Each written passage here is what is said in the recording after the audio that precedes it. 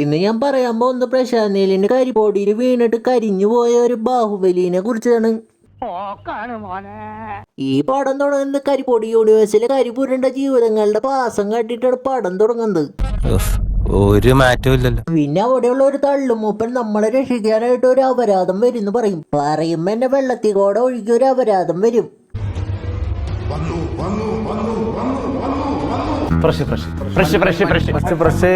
പിന്നെ വെള്ളത്തിൽ കൂടെ ഒഴുകി വരുന്നവര് രക്ഷിക്കാനായിട്ടുള്ള പഞ്ചായത്തിലുള്ള ആൾക്കാരെ ആ കൊച്ചിനെ അങ്ങ് രക്ഷിക്കും. അവിടെ വെച്ചിട്ട് നമ്മുടെ കട്ടപ്പ അവനെ അങ്ങ് എടുത്തു വളർത്തും. നമ്മൾ മറ്റേ കോപ്പി അടിക്കുമ്പം മറ്റേ ക്വസ്റ്റ്യൻ ഉൾപ്പെടെ എഴുതി വെക്കുകയെന്ന് പറയൂലേ, ആ പരിപാടി ഒന്ന് നിർത്തിയാൽ നന്നായിരിക്കും. പിന്നെ വർഷങ്ങൾ കഴിഞ്ഞിട്ട് നമ്മുടെ അപരാധക്കൂട്ടം വളർന്ന് വലുതാവും. മൂപ്പരുടെ ഹോബി എന്നിട്ടാന്ന് വെച്ചിട്ടുണ്ടെങ്കിൽ രാജാക്കന്മാരുടെ സ്വർണവും സാധനങ്ങളൊക്കെ അടിച്ചു മാറ്റിയിട്ട് അത് പാവപ്പെട്ടവർക്ക് കൊടുക്കും. നല്ല പയ്യന്റെ മണ്ണേ, നല്ല പയ്യന്റെ മണ്ണേ. പിന്നെ ഇങ്ങേർക്ക് ഒരു സൂപ്പർ പവർ ഉണ്ട്. മൂപ്പര് ഫുൾ ടൈം എയറിലാണ്.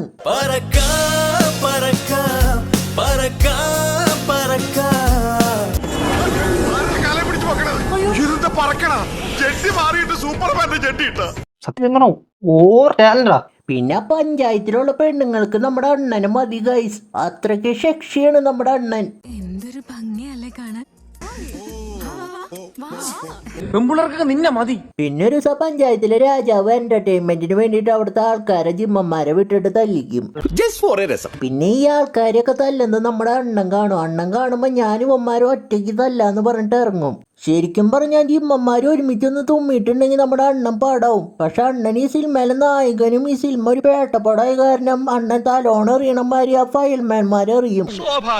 അണ്ണന്റെ ഈ പേട്ട ഫൈറ്റ് കാണാൻ വേണ്ടിട്ട് അവിടെയുള്ള ഒരു പെണ്ണ് ബൈനാക്കുലറൊക്കെ എടുത്തിട്ട് നോക്കും.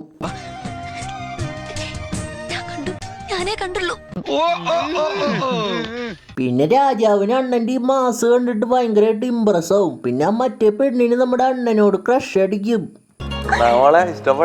അല്ല ഗൈസ്, ഇവള് എന്നിട്ട് മേക്കപ്പിൽ കുളിച്ചേക്കട.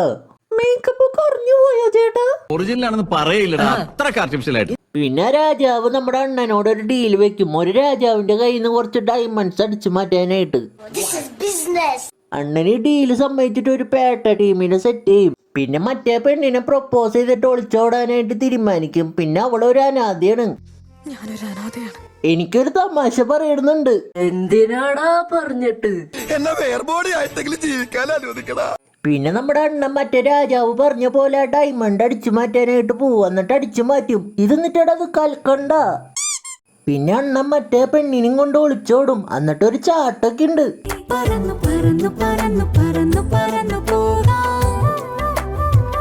പിന്നെ അവരപ്പുറത്തെത്തുമ്പോ മറ്റവള് നമ്മുടെ അണ്ണന്റെ മോന്തയ്ക്ക് ഒരെണ്ണം കൊടുത്തിട്ട് VFX കുതിരയിൽ അവൾ ആ ഡയമണ്ട് എടുത്തിട്ട് പോവും. നമ്മൾ അനാഥരണ്, പക്ഷേ ഗുണ്ടകളല്ലോ. എന്തിനാട്ടാ കൊന്നിട്ട്? നിങ്ങ ചോദിക്കുക എന്താ ഈ കുതിര ഇങ്ങനെയെന്ന്? കാരണം ഇതൊരു പേട്ടപ്പടാണ്. അപ്പൊ അങ്ങനെയൊക്കെ ഉണ്ടാവും. പിന്നെ നമ്മുടെ അണ്ണനെ മറ്റേ രാജാവിന്റെ ആൾക്കാർ പിടിക്കും. എന്നിട്ട് മറ്റേ രാജാവ് നമ്മുടെ അണ്ണനെ VFX പുലിക്ക് തിന്നാനായിട്ട് കൊടുക്കും. അണ്ണൻ എന്നിട്ട് VFX പുലിനെ വിരല് ചൂണ്ടി പേടിപ്പിക്കും.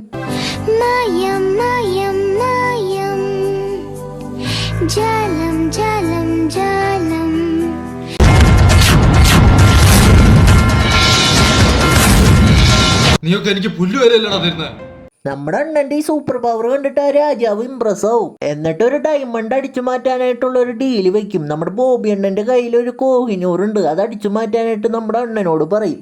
അണ്ണൻ ഇത് കേൾക്കുമ്പോ എന്നെ ഓക്കെ പറഞ്ഞിട്ട് കുറച്ച് VFX കുതിരയും കുറച്ച് ആൾക്കാരും കൂട്ടിയിട്ട് അങ്ങനെ പോവും. ഭയങ്കരം തന്നെ. ഹോഴ്സ് റൈഡിന് പോകുമ്പോ ശരിക്കും പറഞ്ഞിട്ടുണ്ടെങ്കിൽ നമ്മുടെ ബോഡിയൊക്കെ ഷെയ്ക്ക് ആവില്ലേ ഗൈസ്. പക്ഷെ ഇവരുടെ കുതിര ഒരു സ്പെഷ്യാലിറ്റി ഉണ്ട്. ബോഡി ഷെയ്ക്ക് ആവാണ്ട് നമുക്ക് പോവാൻ പറ്റും. പിന്നെ ഒരു രാത്രിയാകുമ്പോ റെസ്റ്റ് ചെയ്യുന്ന സമയത്ത് കുറച്ച് VFX ചെന്നായകൾ വന്നിട്ട് അറ്റാക്ക് ചെയ്യാനായിട്ട് വരും. അപ്പൊ നമ്മുടെ അണ്ണൻ ആ ചെന്നായനെ നോക്കി പേടിപ്പിക്കും. അപ്പൊ ആ ചെന്നായയുടെ ഹാർട്ട് ബീറ്റ് കൂടിയിട്ട് പേടിച്ചിട്ട് ഓടിപ്പോവും. ഇതൊക്കെ എന്ത്?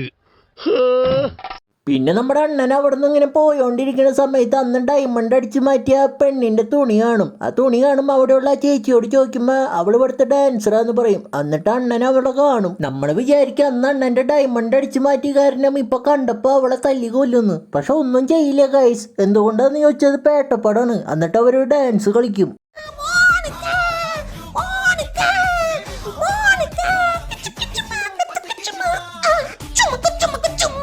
ഡാൻസ് കഴിയുമ്പോൾ നമ്മുടെ അണ്ണൻ അവളെയും കൂട്ടിയിട്ട് വേറെ സ്ഥലത്തേക്ക് പോകും. വേറെ സ്ഥലത്തേക്ക് പോകുമ്പോൾ ആ ഒരു പഞ്ചായത്തിലുള്ള പിള്ളേര് ഭക്ഷണമൊന്നും കിട്ടാണ്ട് വിഷമിക്കുന്നത് കാണും. അപ്പം തന്നെ നമ്മുടെ അണ്ണൻ ഫുഡ് സപ്ലൈ ഓടിക്കി. അന്നദാന പ്രഭുവല്ലേ കാരുണ്യത്തിൻ മുത്തല്ലേ. എന്ത് തങ്കപ്പെട്ട മനുഷ്യനല്ലേ. പിന്നെ നമ്മുടെ അണ്ണൻ അവിടുന്ന് പോകുമ്പോൾ കുറച്ച് സ്വാമിമാരെ കുറച്ച് ആൾക്കാരെ അറ്റാക്ക് ചെയ്യാൻ വരുന്നത് കാണും. ഇത് കാണുമ്പോൾ തന്നെ നമ്മുടെ അണ്ണൻ ബെൽറ്റ് മുറിച്ചിട്ട് തീ കത്തിച്ചിട്ട് ഒരു അമ്പങ്ങ് വിടും. എന്നിട്ട് അണ്ണൻ എയറിക്ക് പോവും.